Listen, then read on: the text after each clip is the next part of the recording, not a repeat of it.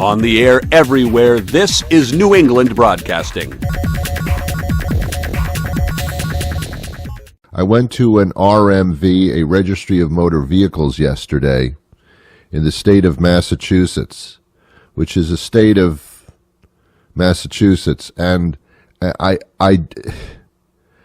you can tell all the clerks, all the people behind the counters at registries, all must be told before they get the job, wipe that smile off your face. I want you to be nasty, horrible, and just like hateful. And if you can do that, you got the job. I have never, ever, ever, ever run into anybody at the Registry of Motor Vehicles that has been pleasant. Oh, sometimes they try. Sometimes it kind of sneaks through when they're told to be nasty all the time. Sometimes you can see that they're not really nasty people. That's their job. And you can tell that they're a little bit of their okay personality is starting to seep through. But then they realize it and they close up and they start acting like assholes very, very quickly. Oh my God, did they see a side of me that was human? Don't ever let that happen. It's a horrible, horrible place. It is. It is pretty much purgatory is when you walk in, they give you a number to wait to be called up to the counter. That's purgatory. Hell is when you get to the counter. It is a microcosm of lurid death is what it is. It's a horrible place. And they try to make it pleasant by putting benches there. You might notice there's never a chair. You never wait in a nice chair like you do in a doctor's office or something. You get a nice chair. In the Registry of Motor Vehicles, you get a wooden slatted bench where you are forced to sit next to people that have not showered in years.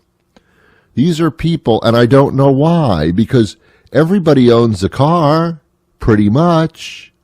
And, you know, there are a lot of normal people driving cars, but somehow all the ones at the registry, which you really have to go to every once in a while, all these people look like they kind of were dropped in from the planet shit. It's just weird. Anyway, you never see anybody well-dressed sitting there, you don't see that. You just see people smelling with tractor pull mud on their pants. It's just weird.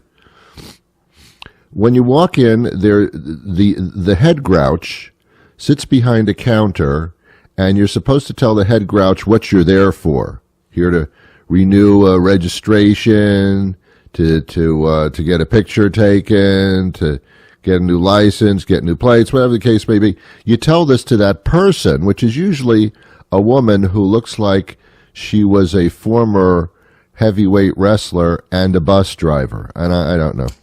It is very, very unpleasant. Again, you've got to follow the rules if you're an employee of the registry to be as unpleasant as possible. And the customers try to be nice because they know they're up against some of the most diseased people in the world.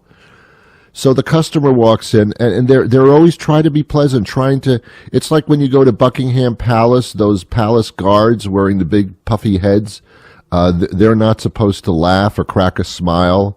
It's like you want to tickle them and say, come on, I know you're human in there. It's the same with the registry. So you walk up to the counter, to the desk there where this buxom lady is sitting, and you say, hi, good afternoon, how are you today? And you expect them to say, good afternoon, how are you? But they don't. They growl back at you. Hello, how are you today? Good afternoon. And their response is, how can I help you? What do you want? What the hell do you want? What the hell do you want? And then she gives you, and it's always a woman. It's always been a woman who has a figure like a cardboard box. She gives you a number, and you sit down on this very uncomfortable bench next to people that you would never sit next to if you had a choice. And the number I had was F125. So you hear, and they have a thing like in a bakery on the wall with the numbers on it, and you look around first of all quickly and you see how many people are sitting on benches, and you figure, well, this can't be too bad, or it could be horrible. It depends on how many people are sitting on benches.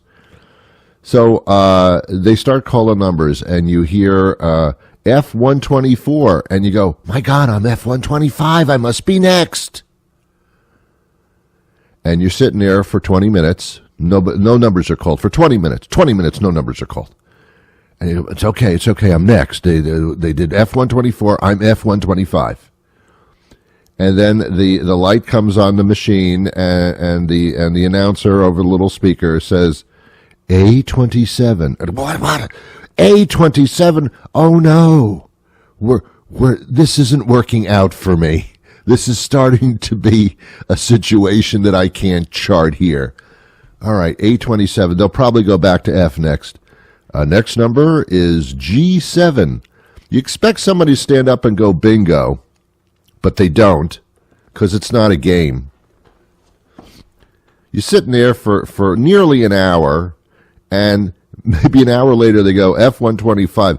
Thank you. I have no idea how your system could possibly work. Why are you giving out letters and numbers that are totally out of sequence, that are at random? What the hell's wrong with you people?